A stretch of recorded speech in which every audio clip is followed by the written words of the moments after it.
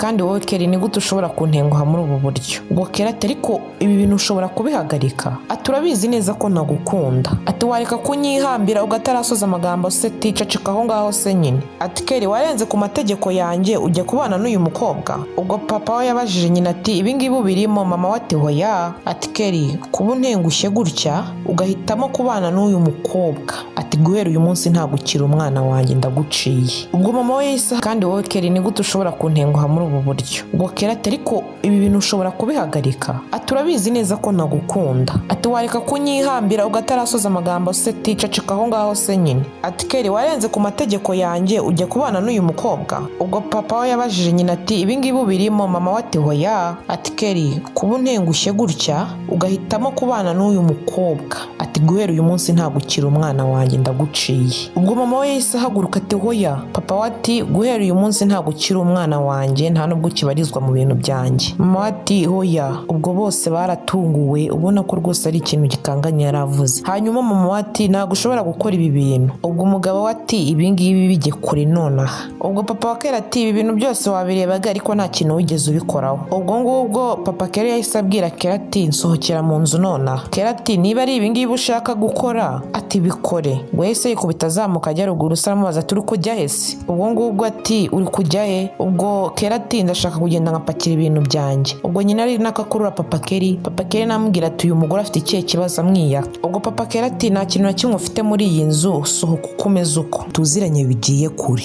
Kelly ati yego rwose ibyo ndabizi. Ati ariko se ushaka kuvuga ko igihe gito tumaranye waba utankunda ku buryo wakumva ko tutabana? Kelly ati ariko umuryango wawe, ati iby'umuryango wanjye bikuremo hano. Kelly ati nyumva neza. Ati ahubwo nshaka kugutwara mu rugo iwacu. Ati mbwire papa na mama mbwire papa na mama ko ari wowe nshaka kubana nawe ubuzima bwanjye bwose. Belinda ati ariko ntacyo ndicyo. Ati nta kintu na kimwe mfite. Ati kandi papa wanjye ugataramara y'amagambo. Kelly ati nyumva neza ndagaruka nimugoroba ngutware njye kukwereka ababyeyi banjye. Ati sibyo? Ati kandi nutajyana nanjye nimugoroba ndamenya ko utiteguye kuba wabana nanjye. Ubwo Belinda abitekereje aramubwira ati wakoze cyane ku mpano wanzaniye. Kelly ati ibihe byose. Ubwo yasohotse mu modoka arigendera. Ubwo tugarutse kuri uru ruhande tuba tubona ababyeyi ba Belinda bicaranye ahangaha. Ubwo mama we aramubaza ati ariko se uyu mugabo uramwizeye koko? Belinda ati yego mama. Ubwo papa we yaramuhamagaye aramubwira ati ariko Belinda ati njye nifuzaga ko utagenda. Ati abantu b'abakire nk'abariya bafite ukuntu bafata abantu b'abakene nkatwe. Ati kandi iyo bigeze ku bana babo cyane cyane abahungu, nk'umuhungu ashaka nko kubana n'umuntu w'umukene nkatwe nyine buri gihe cyose bagerageza kubyica. Ati ndakwinginze mwana wanjye ntujyeyo. Mama we ati nyumva mwana wanjye. Ati papa wawe ibyo akubwira ni ukuri. Ati nta nubwo mwigeze mukundana bigiye kure. Ati kandi famiye yabo n'ubundi yatangiye kukwataka. Papa we ati ntubyumva se? Mama we ati ubwo se kizakurikiraho ni ikihe? Ati ntabwo twara kureba ababyeyi biwe ubundi bakakwanga. Ati ibyo bizaba ari ibibazo birenze. Ubwo papa we ati njye nikundira uko twibereyeho mu bukene bwacu kandi twifitiye amahoro. Ati ndabikunda pe. Ati mbabarira uriya musore umureke. Ati uw'Imana yakugeneye azaza mu gihe cya nyacyo. Mama we ati ibyo ni ukuri rwose mwana wanjye. Ubwo hagati aho turabona ya modoka ya Kelly iri mu nzira iza. Ubwo Kelly yahamagaye Belinda ati umeze ute Belinda? Ati waramutse Kelly. Ati naje kugutora ndi hano hafi. Ati ndaba ngutegereje ndi mu modoka. Ubwo yasohotse mu modoka turabona Belinda nawe ari guturuka hirya aza amusanga. Ubwo yamugezeho ati waramutse Kelly. Kelly nawe ati waramutse Belinda. Ati umeze ute? Kelly ati meze neza nta kibazo. Ubwo Kelly yaramwitegereje maze aramubwira ati urasa neza cyane rwose ndabona wabaye mwiza. Kelly ati urakoze gushema. Kelly ati twagenda se? Belinda ati yego. Ubwo binjiye mu modoka baragenda. Ubwo tugaruke kuri uru ruhande iwabo wa Kelly. Kelly abahageze ndetse na Belinda nuko Kelly ati mwaramutse mama, mwaramutse papa. Belinda nawe ati mwaramutse mwaramutse papa. Ubwo mama wa Kelly ati mwaramutse neza. Mama wa Kelly ati uyu ninde? Kelly ati uyu ni Belinda. Ati uyu ni umukobwa nshaka kubana nawe. Papa we uvuze ngo iki? Ati ibi bintu urimo by'ubusazi bisobanuye iki? Uri umusazi? Ubwo Belinda yahise yiyaka Kelly n'ubwoba bwinshi. Ati ati uyu mukobwa usa gutya, ati urifata ukamuzana mu nzu yanjye, ati reba ukuntu yambaye byonyine, ati n'umukozi wo muri uru rugo yambara neza kumurusha, ati iki gikoropesho cy'umukobwa nicyo wagereranyaga na Tracy, ati mbabarira usohore uyu mukobwa muri iyi nzu nonaha. Kera ati papa nyumva neza ntago nkunda Tracy, ati mbikubwiye inshuro nyinshi zifatika, ati wambabariye ukareka kumpatiriza kuri uriya mukobwa, ati uyu niwe mukobwa nshaka kandi niwe nshaka kambera umugore. Ubwo papa we ati uyu mukobwa nta mwanya afite mu nzu yanjye, ati yego cyane rwose, ati mbabarira umunsohorere mu nzu ntaragira icyo mukora kibi, ati ni gute ushobora kuntenguha muri ubu buryo, uri umusazi, ati keri ndakubaza uri umusazi, ati ndi kuvuga n'ako gakobwa gahagaze aho ngaho kandeba, wasohoka aha ngaha nonaha. Ubwo papa we yarahagurutse aramubwira ati umva rero wa mwana we, ati nugaruka kunkinira imikino imbere yanjye bizarangirira aha ngaha, ati wamenyereye guhitamo amahitamo y'ibintu byose ariko ntunkorera amahitamo. Papa ati icyo naguteguriye ni Tracy. Ubwo Kelly yahise ava aho ngaho yihuta abasiga aho ngaho. Ubwo agenda ahamagara Belinda. Ubwo papa wa Kelly nawe ati uvugane n'umuhungu wawe, uvugishe umuhungu wawe. Ubwo yari arimo abwira mama wa Kelly. Mama wa Kelly ati yego rwose, ati ndamuvugisha wumva utuje. Ubwo Belinda nawe yari ari gusohoka muri ya nzu yiruka. Ubwo Kelly nako amuzi inyuma amuhamagara ati Belinda. Ubwo Belinda mu ijwi ribabaye ati rega nari nabikubwiye, ati nari nakubwiye ko bitari bukundi. Ubwo Kelly yamufasheho ati Belinda ati iyo mba nanze kuzana nawe aha ngaha wari kuvuga ko nashaka kubana nawe. Kelly ati erega ni wowe nkeneye, ati Belinda erega niba unkunda reka tubane nonaha. Belinda ati ariko ufite ikihe kibazo Kelly? Ati papa wawe nta nubwo aranyemera ngo urashaka ko tubana. Kelly ati erega ibyo ntago nbyitayeho, ntago nitaye ku byo batekereza. Kelly ati nyumva neza, ikintu cyonyine gishobora gutungura papa wanjye nonaha ni uko njye nawe twakora ubukwe, ati aho ngaho tumajije kubana bazatwemera nyine uko tumeze uko. Ubwo Belinda ati erega ntago nshaka kuba intandaro y'ibibazo hagati yawe n'umuryango wawe, ati rwose mbabarira ndeke ko ndireka ngume uko nari meze rwose ndakwinginze. Ati erega ikibazo ni bariya ntago ari twebwe kandi wumve ko utari ikibazo rwose. Ati Belinda erega ndagushaka, ati ntago numva ubuzima bwanjye rwose utaburimo. Ati Belinda urabizi ko ngukunda cyane, ati mbabarira rwose ubitekerezeho. Ubwo hano hari imodoka ebyiri rwose zaje ziruka, iy'umweru ndetse n'igaragara ko ari iya Kelly. Hirya gato tubona wa mukobwa nawe avuye mu modoka. Ubwo Tracy yaje yiruka ati Kelly. Ubwo yahise abwira nabi Belinda ati uko Belinda nawe yarakiri muri ya modoka asohokamo, ati ni wowe kigoryi gishaka kuntwarira umugabo. Kelly ati ariko ubundi Tracy ufite ikihe kibazo? Tracy ati ngo ufite ikihe kibazo? Ubwo yahiteye urutambwe agira ngo agenda kubite Belinda. Ubwo Kelly nawe ahita amutangira imbere ati ndeka mbanze nkubite kano gakobwa, ati se ubundi karakora iki mu modoka yawe? Kelly ati ariko ubu bugoryi bwose urimo n'ubwiki, ati nabikubwiye na mbere ntago ngushaka ntago ngukunda, ati uyu niwe mukobwa nshaka ni nawe nshaka kubana nawe, ati ntago ushobora kureka ibi bintu byose ubundi ukamvaho. Umukobwa ati bizaba napfuye, ati Kelly uri uwanjye, ati kandi wagakobwa we nawe jya kure y'umugabo wanjye, ati muviruha ugende. Ubwo Belinda ati nyumva neza wa mukobwa we, ati nubwo rwose mva mu muryango ukennye ntago nkangwa rwose n'abakobwa nkawe, ati niba nshaka kubana na Kelly nzabikora rwose, ati kandi nshaka gukora ubukwe nawe uyu munsi ntago wowe waba impamvu yatuma bitaba. Tracy n'umujinya ati yego, ati ntukamenyere. Uwo mu gihe amwegera ngo ashaka kumukubita Kelly aramutangira, ati ariko ubundi kubera iki wihambira ku mugabo ukubwira ko atagushaka? Ati ibyo bikora abakobwa bihebye kubera ko baba baranzwe n'abagabo benshi bagusanga aribo bihambira ku bagabo b'abandi. Ati uranyita umukobwa wagumiwe? Ubwo amwegera ngo ashaka kumukubita n'ubundi Kelly akitambika, ati niba utaragumiwe nyine ntago wagakwiye kuba ukora ibintu uri gukora nonaha, utagira ngo rwose ndakangwa n'uku kuntu uri kwikangata. Kelly ati erega wamwumvisha ibyo ari kuvuga Tracy? Ati ari kunyita umukobwa wagumiwe? Kelly ati rwose tuvire mu nzira, ati ntago ngushaka uyu niwe mukobwa nshaka, ati mbabarira rwose utuvire mu nzira duha amahoro utureke, ati wowe rwose turi kumwe ariko kari agakobwa ko rwose ndaza guhangana nako, ati ibigoryi by'abantu gusa. Ubwo yahise yikubita asubira mu modoka ye ari nako agenda yitotomba. Ubwo Kelly yafunguriye umuryango Belinda binjira mu modoka barigendera. Ubwo tugarutse kuri uru ruhande Belinda na Kelly baba bicaye mu modoka. Ubwo Kelly yabwiye Belinda ati ese ibi witeguye kubikorana nanjye? Ubwo Belinda ati gukorana iki nawe? Ati nabonye ukuntu rwose wamubwira gushize amanga ngo ushobora no gukora ubukwe nanjye uyu munsi, ati biriya byari ukwihagararaho. Kera ati ntabwo rwose byari ukwihagararaho. Kera ati rwose kwihagararaho wivuga gutyo, ahubwo koko niba unkunda kandi wifuza ko twabana n'uyu munsi twabikora, twagenda kuri caci bakadusezeranya bigahita birangira. Belinda ati ibyo bishatse gusobanura iki? Kera ati wowe ujya ufite kumbwira ni yego. Ati ibyo byo byarangiye. Belinda ati rwose ibi bintu ndumva ntabyiteguriye. Kera ati rwose reka tugende ahantu ku iduka ngo dufatire imyenda tubakwiteho neza ubundi tubikore. Ubwo Belinda yaramwitegereje maze aramubwira ati none se ubwo ababyeyi banjye?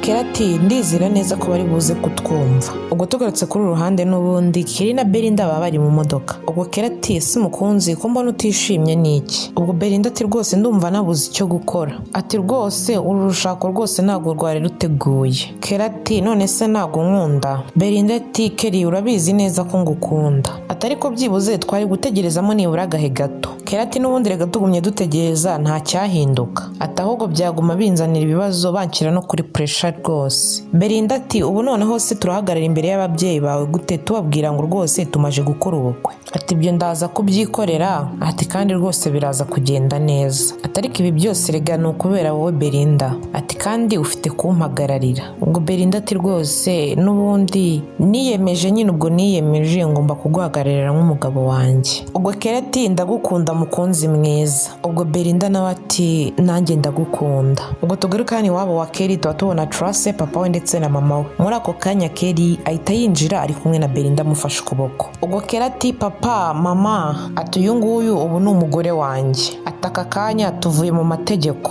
Ati rwose ibyo kubana ubu ngubu byarangiye nyine tuvuye mu mategeko. Ubwo Tracy yaje yiruka ngo akubite Belinda. Ati ubundi wowe uburenganzira wabuhawe nande bwo kubana nawe? Ati wowe urinde ushobora kubana na Kelly? Ubwo Tracy ati kandi wowe Kelly ni gute ushobora kuntenguha muri ubu buryo? Ubwo Kelly ati ariko ibi bintu ushobora kubihagarika? Ati urabizi neza ko nagukunda. Ati wareka kunyihambira ugatarasoza amagambo se ticacika aho ngaho se nyine. Ati Kelly warenze ku mategeko yanjye ujya kubana n'uyu mukobwa? Ubwo papa we yabajije nyina ati ibi ngibi birimo? Mama we ati hoya. Ati Kelly kuba untengushye gutya ugahitamo kubana n'uyu mukobwa, ati guhera uyu munsi ntabwo ukiri umwana wanjye ndaguciye. Ubwo mama we yahise ahaguruka ati hoya. Papa we ati guhera uyu munsi ntabwo ukiri umwana wanjye nta nubwo ukibarizwa mu bintu byanjye. Mama we ati hoya. Ubwo bose baratunguwe ubona ko rwose ari ikintu gikanganye yaravuze. Hanyuma mama we ati ntabwo ushobora gukora ibi bintu. Ubwo umugabo we ati ibi ngibi bijye kure nonaha. Ubwo papa wa Kelly ati ibi bintu byose wabirebaga ariko nta kintu wigeze ubikoraho. Ubwo ngubwo papa Kelly yahise abwira Kelly ati nsohokera mu nzu nonaha. Kelly ati niba ari ibi ngibi ushaka gukora ati bikore. Wese yikubita azamuka ajya ruguru aramubaza ati uri kujya he se? Ubwo ngubwo ati uri kujya he? Ubwo Kelly ati ndashaka kugenda nkapakira ibintu byanjye. Ubwo nyina ari nakakurura papa Kelly. Papa Kelly namubwira ati uyu mugore afite ikihe kibazo amwiyaka. Ubwo papa Kelly ati nta kintu na kimwe ufite muri iyi nzu sohoka ukomeze uko.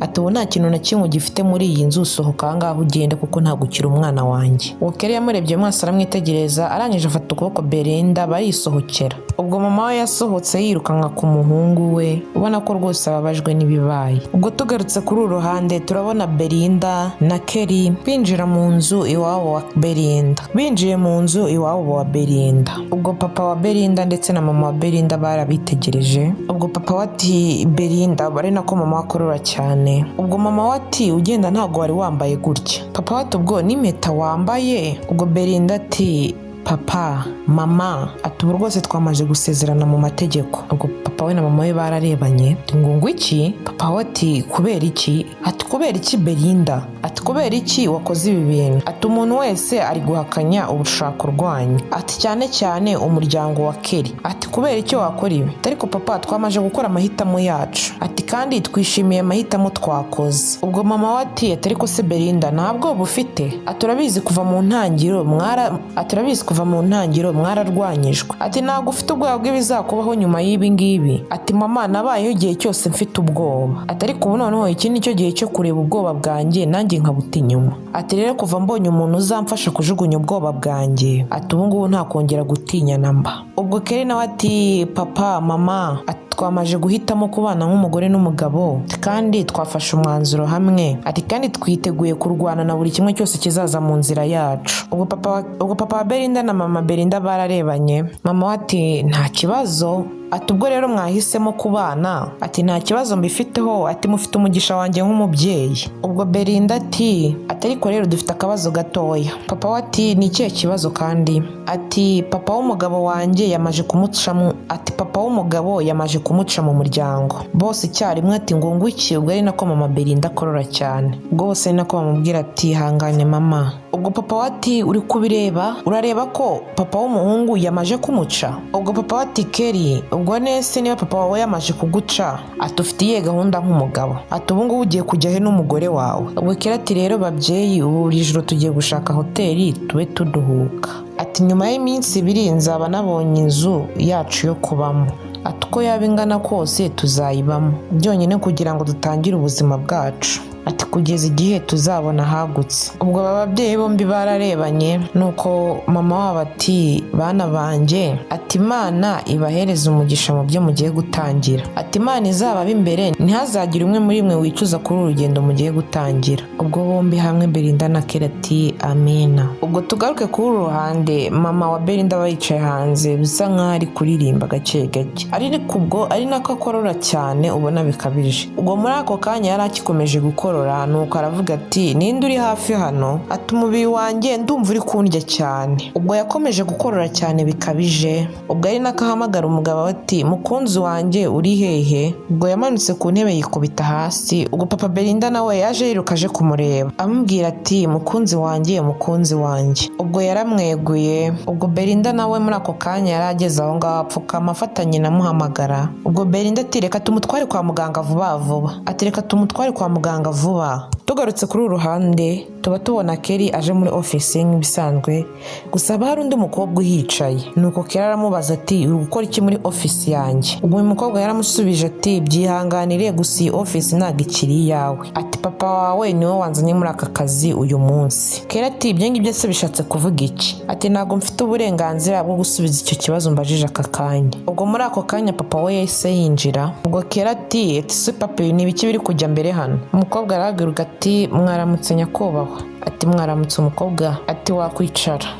Uyu ni umukozi mushyashya. Waje gusimbura. Ejo hashize nakubwiye ko naguciye mu muryango wanjye. Ariko bisa nkaho utasobanukiwe guca umuntu icyo bivuze. Ibyo bishatse kuvuga ko ntakiri so n'ikindi gihe. Kandi ibyo nanone bishatse gusobanura ko nta kintu na kimwe cyanjye ufiteho uburenganzira. Ubwo Kelly none se papa uratekereza ko ubu ngubu mfite kubaho gute? Ibyo byose wagombaga kubitekereza mbere yo kujya gukora amateshwa nk'ariya. Ubwo Kelly nese papa uri seriye? Papa ati yego rwose ndi seriye ku byo ndi gukora. Ejo hashize ubwo navuga ngo naguciye mu muryango wanjye, nibwo namenye ko nakoze ikintu cya nyacyo. Ubwo papa ati ndashaka ko ujya kure ya buri kintu cyose cyanjye. Sinshaka kuzongera kukubona muri iyi office cyangwa se kari akagore kawe aho ariho hose. Nizere kuri kunyumva neza. Ubwo yarahagurutse aramubwira ati ubu ngubu waje n'imodoka? Ndashaka izo mfunguzo z'imodoka. Ubwo Kelly n'ijwi ry'agahinda ati se papa kubera icyo uri gukora ibi bintu byose? Ise no mu ijwi rirerire ati mereza imfunguzo z'imodoka. Ngo ni ukubera iki ndi gukora ibi ngibi? Ibyo ngibyo wakabimbajije unibuka n'uburyo wari umaze iminsi ukururanye na kariya gakobwa k'agakene. Narakubazaga ngo ni ukubera iki uri gukora ibyo bintu, ariko ukanyihorera ukanca amazi. Ariko wabirenzeho ukora ibyo wishakiye. Ariko nawe none ubu ngubu uri kumbaza ngo ni ukubera iki ndi gukora ibi ngibi? Uri ikigoryi cyane kuba rwose uri kumbaza ikibazo nk'iki ngiki. Ibyo ngibyo ntabwo mbyitayeho, nta n'umwanya mbifitiye. Ntabwo mbyitayeho niba upfa cyangwa ubaho. Mpereza izo mfunguzo z'imodoka. Kelly ati papa. Ati mpereza izo mfunguzo z'imodoka. Mpamagara abashinzwe umutekano se baze bazikwake. Kandi urabizi ko bashobora kukugira mbahaye uburenganzira bwo kubikora. Yarazimushakuje ati zimpereza hano se nyine. Umuhungu w'ikigoryi gusa. None hasohoka ahangaha. Sohoka none hase nyine. Ariko mbere yuko ugenda nashaka kumenya ko akawunti zawe zose z'amafaranga namaje kuzifungisha. Sohoka noneho. Ubwo yarasohotse aragenda. Ubwo mu gihe yari kugenda n'amaguru mu muhanda hari telefone yamuhamagaye. ati yego, ati ndaje nonaha rwose. Ubwo kuri uru ruhande tuba tubona papa wa Belinda ndetse na Belinda bicaye kwa muganga. Ubwo muganga ahita asohoka, ubwo baje bamusanganira ati bimeze bite muga? Ubwo muganga yarababajije ati se kari ntago araza? Ati ntago arahagera. Ubwo muganga yasabye papa wa Belinda ko babonana muri office bonyine.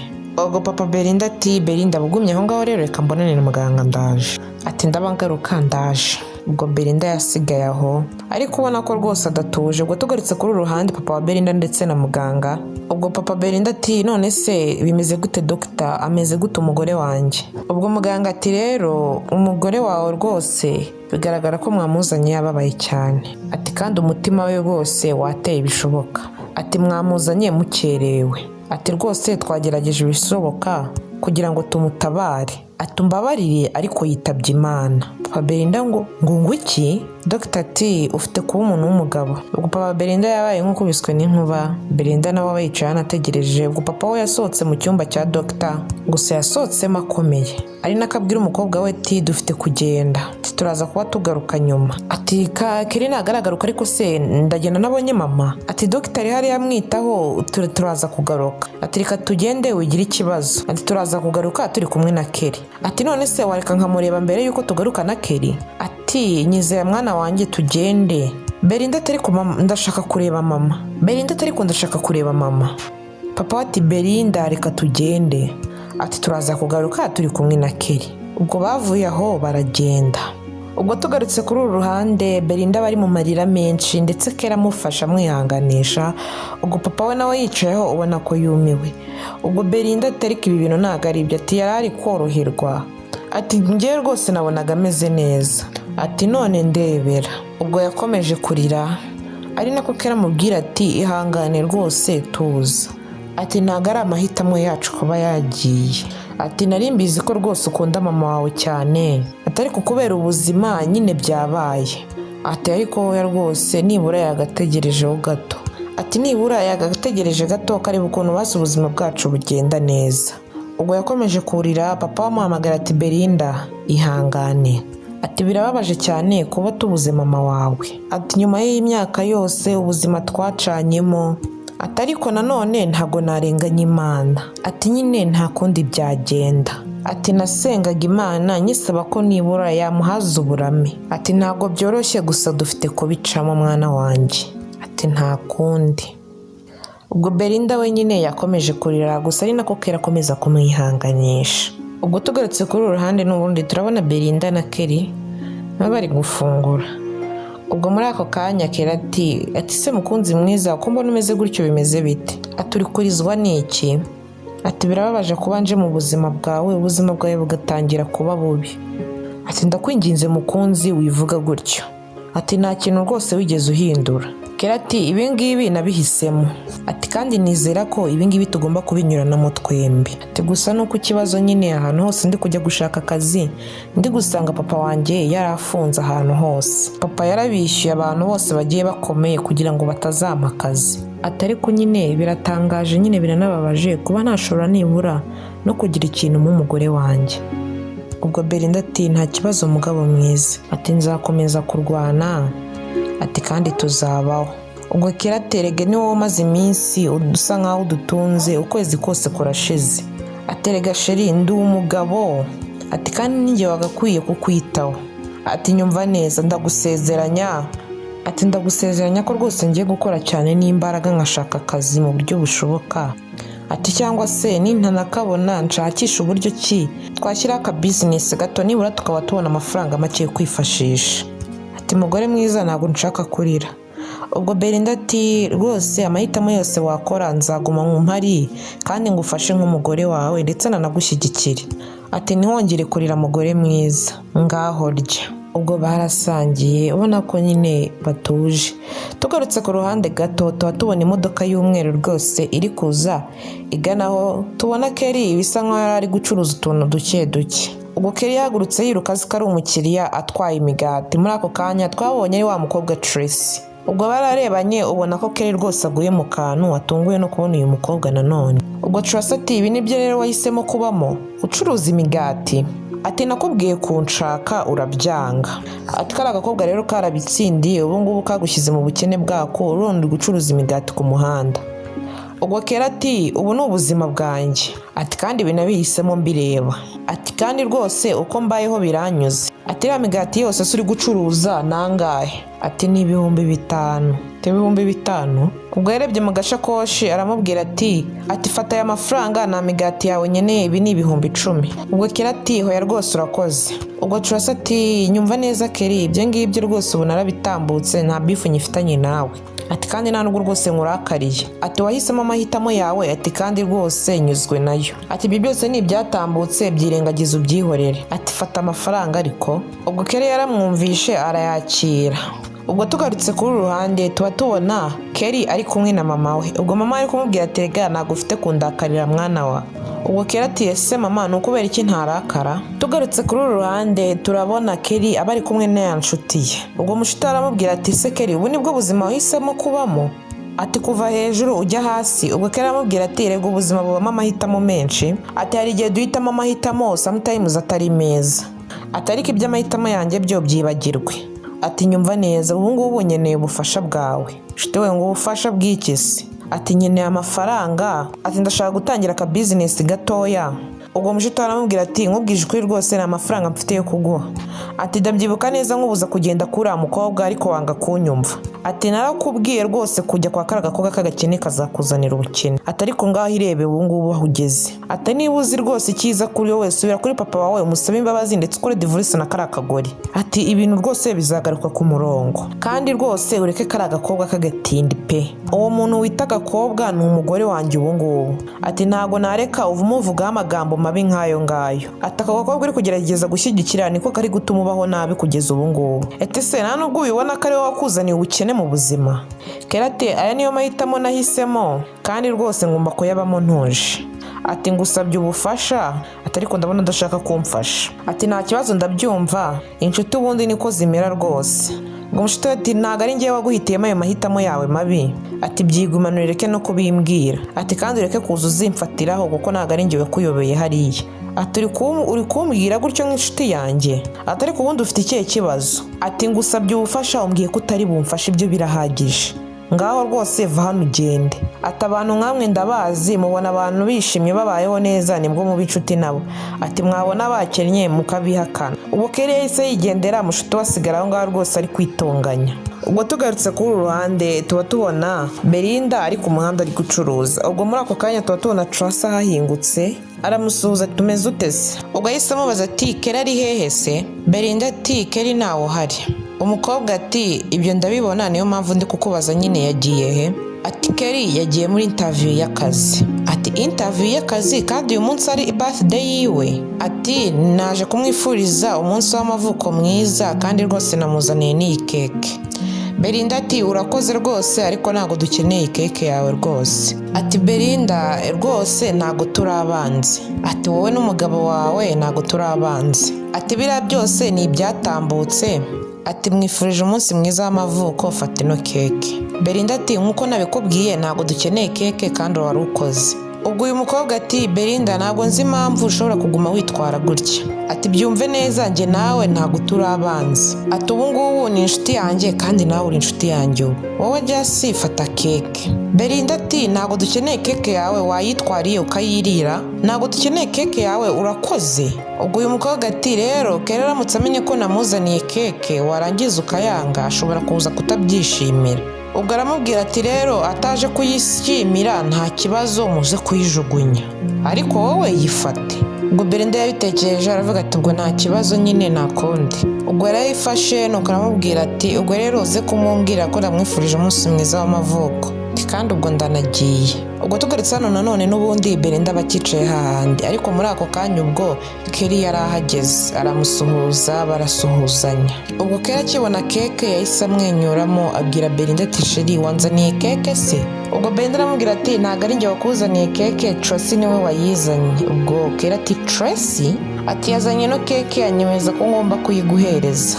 Yambwiye ngo uramutse umenye ko yakuzaniye keke nkanga kuyifata ngo ntago wari kubyishimira. Belinda ati rwose njye ndumva ntatuje n'iyi keke. Ati se ubundi urabyumva ute tuyifashe tukayijugunya? Ubwo Kera ati rwose mukunzi wanjye ndumva nta mpamvu n'imwe yatuma tujugunya ino keke. Ati n'ubundi ni umunsi mukuru w'amavuko yanjye, reka n'ubundi tuyikoreshe twishimira umunsi wanjye. Ati sibyo sheri? Ati nibura tubonye keke. Ubwo Belinda ati nta kibazo ubwo ubyemeye. Belinda ati reka tuyikate rero, nk'umuhungu rwose wavutse reka tuyikate hamwe. Ubwo Belinda ati umunsi mwiza w'amavuko mukunzi wanjye. Ubwo Kera ati urakoze mukunzi. Belinda ati ibihe byose mukunzi mwiza. Kera ati reka ngufashe. Belinda ati oya nta kibazo. Belinda ati ngaho tangira urye kuriye.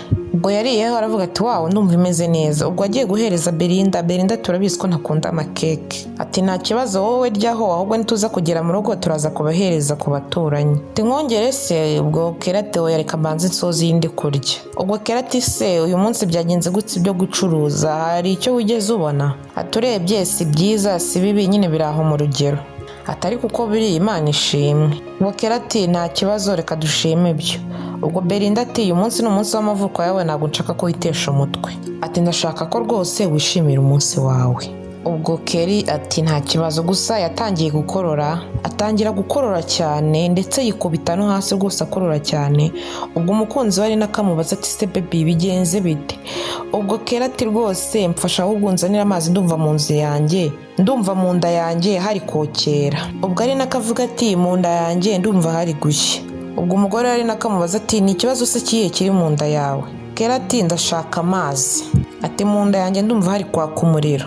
Ati ndaje nkuzanira amazi, ariko waretse gukorora cyane gutyo. Ati mu nda ndumva hari gushya. Ubwo tugarutse hano gato turabona Keri n'ubundi na Belinda baba bageze kwa muganga.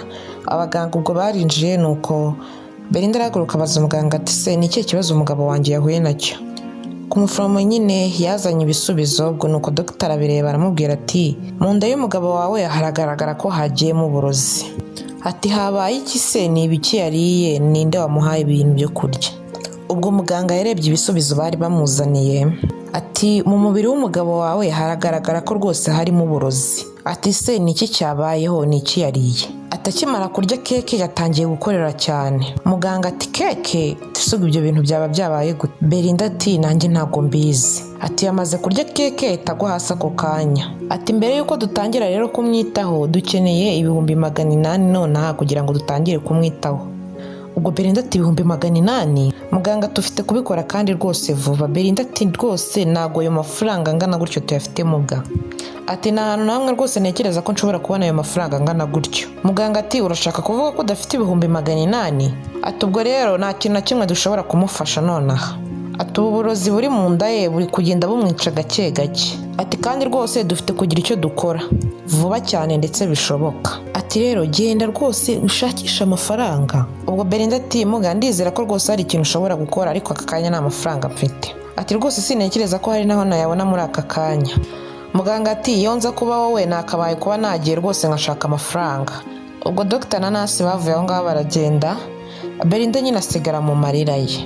Ubwo Belinda yasigaye aho ngaho ariko ubwira umugabo ati mukunzi mwiza ngiye kugenda njye gushaka amafaranga kandi uraza kumera neza. Ubwo tugarutse kuri uruhande wabo wa Keri tubona rwose Belinda aje yiruka apfukama imbere ya papa Keri. Ubwo papa Keri aramubaza ati se uri gukora iki aha ngaha? Ati ntago nakwiyamye kugaruka mu nzu yanjye. Ubwo Belinda ati nyakubaha rwose nyumva umuhungu wawe yararozwe. Ati kandi rwose muganga yavuze ko kugira ngo bamukure uburozi buri mu nda dufite kwishyura ibihumbi 800. Ati ndakwinginze tabara umugabo wanjye. Papa Kera ati nta kintu na kimwe rwose nshobora kumufasha. Ati azi icyo gukora. Ati nagaruka mu rugo akambwira ko rwose yasabye gatanya yawe nawe agahitamo gushaka umukobwa namuteguriye, ati aho ngaho niho nshobora kuvuga ko nshobora kuba namutabara. Belinda ati ariko umuhungu wawe ari gupfa. Papa Kera ati ibyo ntago mbyitayeho. Ati yariye keke uriya mukobwa uvuga ko ushaka ko babana yamuhaye. Ati ndakwinginze rwose tabara umuhungu wawe. Ati rwose nta kazi mfitanye nawe ahangaha. Ati mvira mu nzu none ahangaha. Ubwo yaje apfukama amwegera. Ubwo papa Kera mu ijwi riri hejuru cyane ati winkoraho se nyine. Ubwo ari nakamutontomera cyane amubwira ati nsohokera mu nzu none ahangaha. Ubwo yarahagurutse rwose amusunsunika ati sohoka uva mu nzu ngenda nsohokera ahangaha. Belinda ari nako akomeza amubwira ati umuhungu wawe rwose ari gupfa, gira icyo ngo umufashe. Ubwo papa Kera ati rwose uri kundakaza. Ubwo Belinda ati ndakwinginze ni ukuri. Ubwo papa Kera mu ijwi rirerire cyane ati sohoka ahangaha nonaha. Ubwo Belinda mu marira menshi ko ntacyo gukora yari afite rwose yasohotse aho ngaho aragenda. Ubwo tugarutse hano kwa muganga, Belinda bari kubwira Kera ati Pawo yavuze ko nta kintu yagufasha. Ati niho nari mvuye, usibye ko yambwiye ko rwose ufite kwa kagatanya yanjye hagati nawe kugira ngo ashobore kuba yagufasha. Ati ndakwinginze ni ukuri kw'Imana mbabarira ubikore wake gatanya. Ati byibura ni ukuri utabara ubuzima bwawe. Ubwo Kera ati hoya rwose Belinda ntabwo bishoboka. Ati niyo papa wanjye adashobora kumfasha rwose reka nipfire. Ati ibyo ngibyo kuvuga ngo nsabe gatanya yanjye nawe ibyo rwose ntabwo byashoboka, niba agira ngo nsure njye no kumupfukamira ntabwo nabikora. Ubwo ari nako avuga gutyo ariko aribwa cyane. Ati ahubwo napfa aho kugira ngo ndivoruse nawe. Ubwo Belinda ati biragatsindwa rwose ntago wapfa. Ubwo Belinda ati rwose mukunzi mwiza urambabarira kugushyira muri ubu buzima bubi, ati ariko rwose wambabarira ugakora ibyo papa wawe ari gusaba kugira ngo ubeho. Ubwo Kera ati rwose uriruhiriza ubusa, ibintu nk'ibyo ngiye ntago nabikora. Ubwo tugarutse kuri uru ruhande, Belinda n'ubundi abagarutse wabo wa Keri. Ubwo papa Keri ndetse na mama Keri baba bari gusohoka mu nzu, yaje yiruka ahita apfukama hasi. Ubwo papa Keri ati wowe ntago nakwiyamye kuza ahangaha. Ubwo Belinda ati ndakwinginze nyakubahwa. Ati rwose ndakwinginze, ati ngiye niteguye kureka umusore wawe. Ati nubwo rwose atari byo ashaka, ati ariko byibuze gira ikigongwe ni ukuri umutabare. Ati umuhungu wawe ari kurwana n'ubuzima kwa muganga. Ati uwo mukobwa Tracy muvuga niwe wamuroze. Ati none rwose urashaka ko ari we bazabana ubuziraherezo. Ubwo mama Tracy ati Tracy aroga Keri. Ubwo papa Kera ati nk'uko nabivuze uriya ntagakira umuhungu wanjye. Ati ibyo simbyitayeho niba apfa cyangwa akabaho. Ubwo mama ati biragatsindwa. Ati umuhungu wanjye ntago yapfa. Ati uwo mukobwa umuhambirizaho niwe wamuroze. Ati none umugore wari hano ari kukwinginga ngo utabare umuhungu wawe, none uri kubyanga. Ati ariko ubundi nkawe uri umubyeyi iki? Ati ubu ngubu urahagarara hano urebera umuhungu wawe apfa? Ubwo papa Kera ati ibyo ngibyo nibyo yihitiyemo.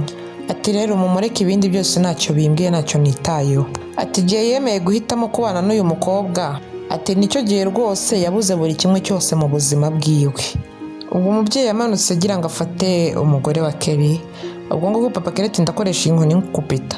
Ubwo yaramuretse Belinda asohoka ari kurira n'ubundi. Ubwo mama Keri yagiye yiruka kuri Belinda. Ubwo ngubwo ari nakavuga ati rwose mugabo wanjye reka tugire icyo dukora. Ubwo tugarutse hano gato, Belinda n'ubundi abari kuza gusazamuka yiruka situzi ngo yarabonye iki, n'imodoka yarabonye iparitse aza yihagararira iruhande ubona ko rwose afite n'ibimwenyu ukuntu. Uko ako kanya Tracy yahise asohoka. Ubwo ngubwo Belinda ati Tracy. Ubwo Tracy ati Belinda uri gukora iki ahangaha? Ubwo Belinda ati rwose ndakwinginze Keri ari hasi. Ati umugabo wanjye rwose ari hasi. Ati nta hantu na hamwe ntashakiye ubufasha. Ati ariko naho nigeze mbona na hamwe bamfashije. Ati ni wowe wa nyuma wenyine nizeye ko ashobora kumfasha. Ati ndakwinginze rwose mfasha. Ubwo Tracy ati none se Keri afite ikihe kibazo? Ati ntabwo ndi kugerageza kugushinza. Ati ariko Keri yaguye hasi ubwo yari amaze kurya keke wari wamuzaniye. Ati ubu izi saha tuvugana Keri aracyari kwa muganga. Ati kandi rwose muganga yavuze ko nitutishyura 800 nta kintu na kimwe bari bumufashe. Ubwo Tracy ati 800? Belinda ati yego rwose ni 800 byonyine. Ati koko? Ubwo Tracy ati wari ufite ubwenge bwo kwiba umugabo wanjye? Ati ndizera ko rero wagira n'ubwenge bwo kumwitaho. Ati mva imbere none hase nyine. Ubwo Belinda yakomeje amukurikira ngo ati Tracy ndakwinginze rwose mfasha. Ubwo Belinda rwose akomeza kwinginga ati ndakwinginze ni ukuri fasha Keri ni ukuri ari gupfa kwa muganga. Ubwo Tracy ati rwose mvira imbere y'imodoka se nyine nona. Ati kandi ntihongere kunkorera ku modoka. Ubwo Belinda yakomeje guhamagara Tracy amubwira ati rwose ndakwinginze Tracy mfasha. Ubwo ngubwo Tracy amubwira ati ahubwo mvira imbere y'imodoka cyangwa nkugonge. Ubwo Belinda nyine ari nako akomeza ahamagara izina rye ati Tracy mfasha. Ubwo Tracy yakije imodoka ava aho ngaho arigendera. Belinda nawe akomeza ahagaze aho ngaho ubona ko rwose isi yamwikaragiyeho. Ubwo turabona n'ubundi Belinda yarahagaze hano ari udufaranga duke afite mu ntoki ariko rwose ubona ari mu gahinda kenshi. Ubwo hino gato tuba tubona umusore ahagaze imbere y'imodoka ari kuri telefone.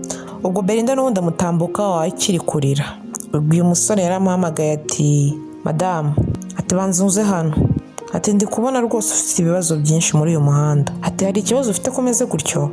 Belinda ati rwose ndananiwe. Ati rwose ndi kwibaza ahandi hantu najya. Ati nukuri rwose ndananiwe pe. Ubwo umusore ati none se ufite ikihe kibazo? Ati njye nitwa Wayesi. Ati kandi numva rwose utagira ikibazo na kimwe ubu ngubu wangezeho. Ati ufite ikihe kibazo? Ubwo ngubwo Belinda ati rwose umugabo wanjye ari kwa muganga ari gupfa. Ati rwose muganga yavuze ko kugira ngo bamwiteho ari 800.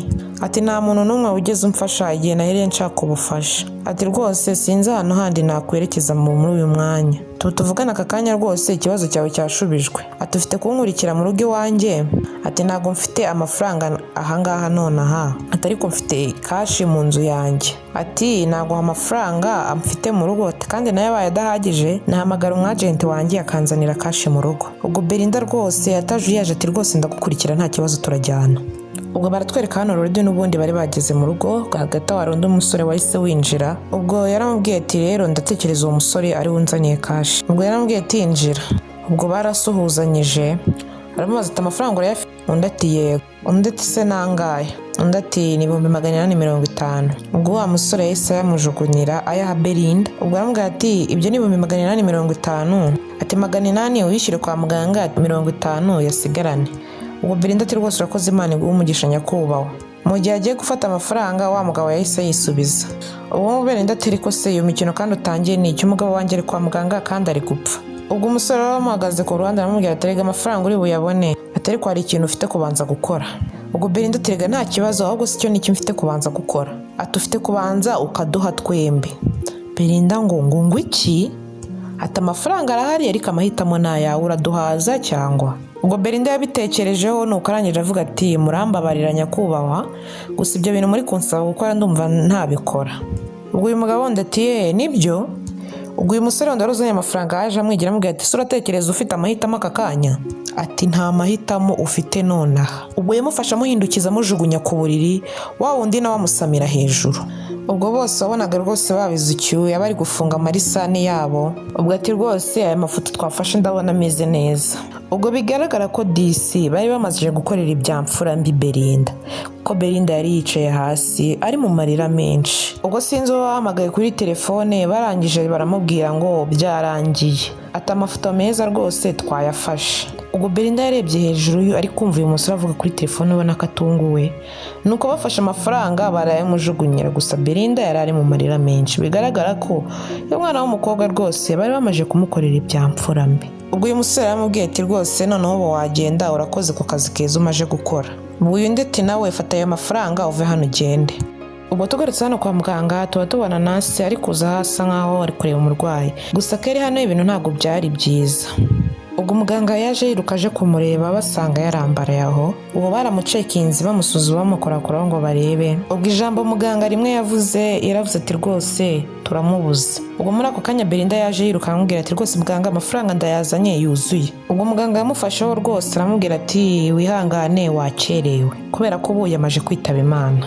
Ubwo amafaranga yose yari afite yakubise hasi. Ubwo apfukama hasi akurura muganga ati ibyo bintu ntabwo bishoboka. Muganga nawe ati ngwino umfashe n'umukobwa. Ubwo umukobwa mu marira menshi Belinda yararize koko, ari nako uyu muganga wari usigaye yari komeza amukoraho, ari nako abwira umugabo wapfuye ati rwose narinzanye amafaranga.